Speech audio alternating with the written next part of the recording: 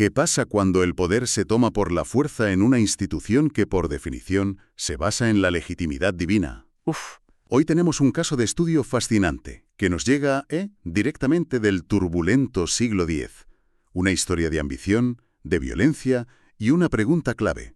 ¿Basta con sentarse en el trono para ser el rey? o en este caso, el Papa. Es que es una historia que tiene todos los ingredientes de un thriller político, pero con unas implicaciones teológicas que, bueno, duran hasta hoy. Totalmente.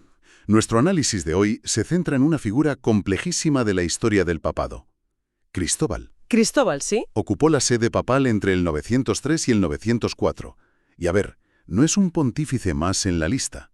Su historia plantea preguntas fundamentales sobre qué es realmente el poder, la legitimidad, y cómo una institución milenaria se enfrenta a sus momentos más, digamos, oscuros. Desde luego. Para guiarnos, nos vamos a basar en un análisis bastante detallado de Cívico DM, una organización que se dedica a estudiar la historia institucional de la Iglesia. El texto se titula Papa número 119, Cristóbal, 903-904, y lo califica como una prueba de la legitimidad. Y para entender esa prueba es clave entender el escenario. Estamos en la Roma del siglo X. Hay que olvidarse de la Roma que conocemos. Nada que ver. La fuente que manejamos lo describe a la perfección. Dice que es una época sin una autoridad civil capaz de garantizar un mínimo de orden. Básicamente es el salvaje oeste, pero con basílicas. Vaya panorama. Las familias nobles de la ciudad se disputan el poder a navajazos y el papado se ha convertido en el trofeo principal. Es en este vacío de poder donde surgen figuras como Cristóbal. Un vacío que, por lo que se ve, lo engulle todo. Y el documento insiste en que la pregunta central no es solo ¿qué hizo?, sino ¿qué significa su existencia para un concepto tan fundamental como el de la sucesión apostólica? Exacto. Que, para que todos estemos en la misma página, es esa idea de una cadena ininterrumpida de autoridad que se remonta hasta el propio apóstol Pedro, ¿no? Eso es. Una cadena que, en teoría, no se puede romper. Y de repente llega Cristóbal con unas tenazas y amenaza con cortarla. Madre mía. Por eso su caso es tan crucial. No es una anécdota, es una crisis existencial para la propia idea del papado. Pues vamos directos al meollo. ¿Cómo llega Cristóbal al poder? Porque por lo que cuenta la fuente, aquí no hay intrigas palaciegas sutiles ni votaciones reñidas. Que va, nada de eso. Es un golpe de Estado en toda regla, de los más descarados que se recuerdan. El documento detalla que depone al Papa legítimo León V y lo encarcela. Inmediatamente después se proclama Papa. Pero, a ver, ¿así de fácil era? Parece increíble, ¿verdad? Llegas con unos cuantos soldados, echas al Papa un calabozo y te pones la tiara. Nadie dijo nada. Esa es la pregunta del millón. Y la respuesta nos la da el contexto que mencionábamos antes. El caos. El caos. En esa Roma, el poder efectivo lo tenía quien controlaba la ciudad militarmente. No había un emperador fuerte cerca, ni un colegio cardenalicio con el poder consolidado que tiene hoy. Las facciones nobles ponían y quitaban papas a su antojo. ¡Qué barbaridad! El documento lo califica de forma muy gráfica como una usurpación violenta y esta frase me parece clave, una expresión extrema de la politización del papado. O sea, el papado se había convertido en el ayuntamiento de Roma, pero con más boato. Y con aspiraciones divinas, lo que lo hace todo mucho más peligroso. Claro. Lo que demuestra este episodio es hasta qué punto la sede apostólica estaba expuesta a la ambición personal más descarnada. No estamos hablando de un debate teológico, es pura fuerza bruta. Y este tipo de crisis son las que obligan a una institución a mirarse al espejo y a trazar una línea muy, muy clara entre tener el poder y tener la razón, por así decirlo. Me parece una distinción fundamental, porque si no, ¿qué te impide ser papa? ¿Tener un ejército más grande? Exacto. El documento profundiza mucho en esto, ¿verdad? En la diferencia entre ocupar el sitio y ser el sucesor legítimo. Es el corazón del argumento. El texto insiste en una distinción crucial que lo cambia todo. Una cosa es la ocupación material del cargo, es decir, sentarse físicamente en la silla de Pedro. Y otra muy distinta. Y otra muy distinta es la legitimidad apostólica. ¿Cómo? Es como la diferencia entre hackear la cuenta de Twitter del presidente y ser el presidente. Es una analogía perfecta. Puedes estar escribiendo desde la cuenta oficial, pero no tienes la autoridad. No eres el líder legítimo. Exactamente. Puedes tener las llaves del palacio, pero eso no te convierte en el heredero al trono. La legitimidad Según la doctrina que la Iglesia se vio forzada a solidificar por casos como este, no viene del poder militar, sino de una elección válida, dentro de la comunión de la Iglesia. Sin esa elección, eres un ocupa, Un ocupa con mucho poder. con muchísimo poder, pero un ocupa al fin y al cabo. Espera, hay un detalle en la fuente que me ha dejado alucinado y que apoya esto a la perfección. A ver, El documento dice que Cristóbal en sus meses de pontificado no dejó doctrinas nuevas ni enseñanzas teológicas, ni una. O sea, el tipo fue papa y su única preocupación era básicamente mandar. La memoria histórica de la Iglesia es una prueba más de su ilegitimidad. Claro. No actuó como un sucesor de Pedro, sino como un señor feudal más, de los que pululaban por Italia. Su único legado fue el ejercicio del poder, puro y duro. Y claro, un papado que nace de la violencia solo puede terminar de una forma. Pues sí, El documento nos cuenta que a los pocos meses las tornas giran. La historia se repite, pero con otro protagonista. la rueda del poder en la Roma del siglo X giraba muy deprisa, y a menudo salpicaba sangre. Totalmente. Aparece otro actor en escena, Sergio III, apoyado por otra facción noble rival, con su propio ejército y sus propias ambiciones. Y de repente el usurpador se convierte en el depuesto. Claro, Cristóbal es derrocado y encarcelado. el poder que se toma por la fuerza solo puede ser arrebatado por una fuerza mayor. Es la lógica implacable de la violencia. Y su destino final es sombrío, como no podía ser de otra manera. La fuente indica que muere poco después, probablemente asesinado. Uf, Hay una simetría trágica que el propio texto resalta con una frase que es casi de guión de cine. Por la violencia, cae también por la violencia. es el manual del tirano, de principio a fin. Se cierra el círculo de la forma más sangrienta posible. Y aquí la institución se encuentra con un problema monumental. ¿Qué haces con este tipo en los libros de historia? ¿Lo borras como si nunca hubiera existido? ¿Finges que fue un papa legítimo para no admitir el caos? ¿Cómo se gestiona la memoria de un usurpador? Esa es la encrucijada.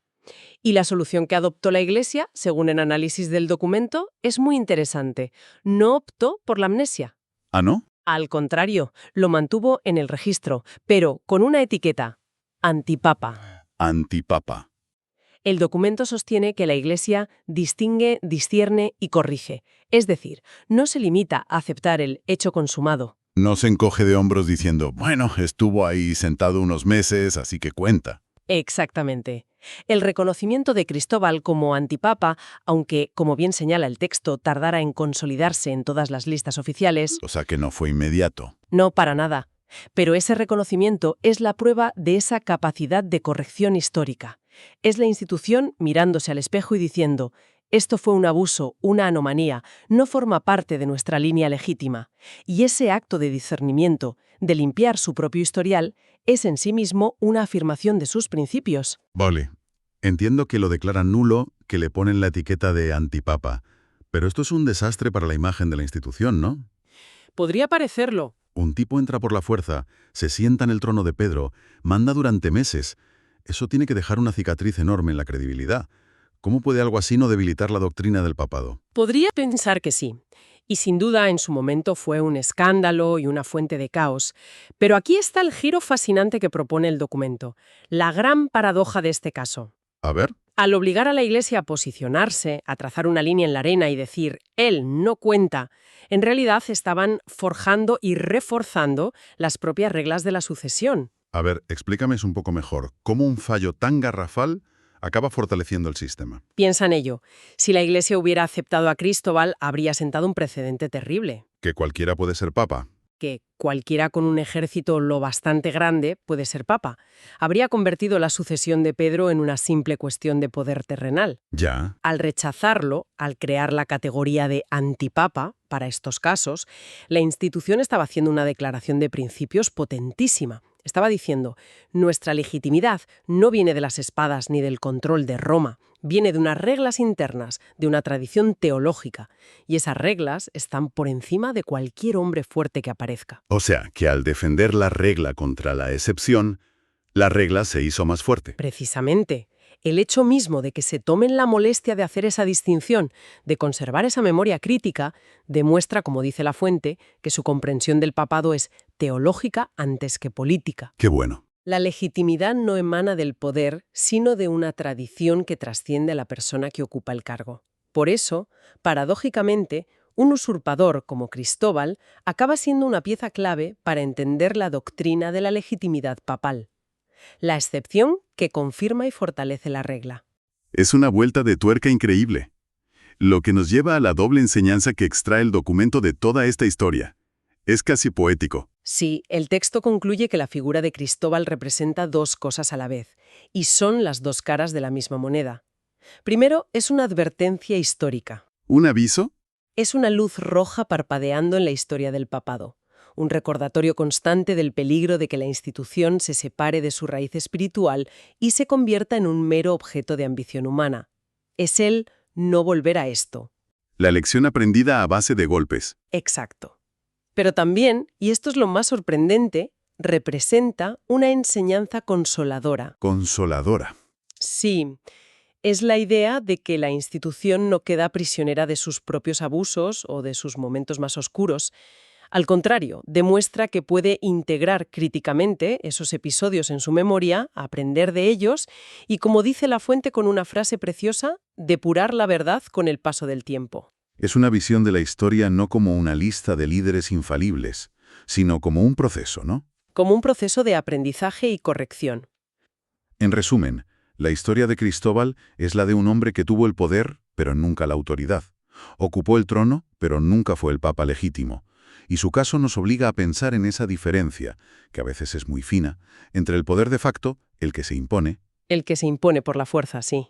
y la autoridad legítima, que se basa en reglas y consenso. Y al final, su expulsión de la lista oficial acaba blindando las reglas de esa misma lista. Y es un punto de inflexión. Como señala el propio documento, con la caída de Cristóbal se cierra uno de los episodios más caóticos del siglo X y se prepara el escenario para un pontificado muy diferente, el de Sergio III, a quien el texto califica de fuerte y polémico. O sea que se venía otra etapa movida. Y que marcará profundamente esa etapa, sí. La historia, como siempre, no se detiene. El vacío que deja uno lo llena otro, y el drama continúa. Un drama que, por lo que veo, nos sigue enseñando cosas 1000 años después. Sin duda. Y oye, todo esto me deja con una reflexión final. Una pregunta que me ha estado rondando mientras preparábamos este análisis. A ver, dispara. El texto se centra en cómo la Iglesia corrigió su propia historia, cómo gestionó la memoria de este usurpador. Esto plantea una cuestión que va mucho más allá de este caso concreto. ¿A qué te refieres? En cualquier organización con una larga trayectoria, no solo religiosas, pienso en países, en grandes empresas, en movimientos políticos, ¿qué parte de sus historias oficiales es el resultado de estas correcciones a posteriori? ¿Cuántas de ellas han eliminado discretamente a sus propios Cristóbales, a esos líderes incómodos o a esos episodios vergonzosos, para presentar una narrativa más pulcra, más coherente y más lineal sobre la sucesión y la autoridad? Es una pregunta muy potente. Porque una cosa es corregir el registro para decir esta persona fue ilegítima, como en este caso, y otra muy distinta es borrarla por completo. Exacto. Hacer como si nunca hubiera existido para que la foto de familia quede perfecta. Y seguramente de eso último hay mucho más de lo que pensamos. Totalmente. Nos hace preguntarnos qué vacíos, qué figuras convenientemente olvidadas se esconden detrás de las narrativas de éxito y continuidad que nos cuentan todas las grandes instituciones. Quizás todas tengan su propio archivo de antipapas.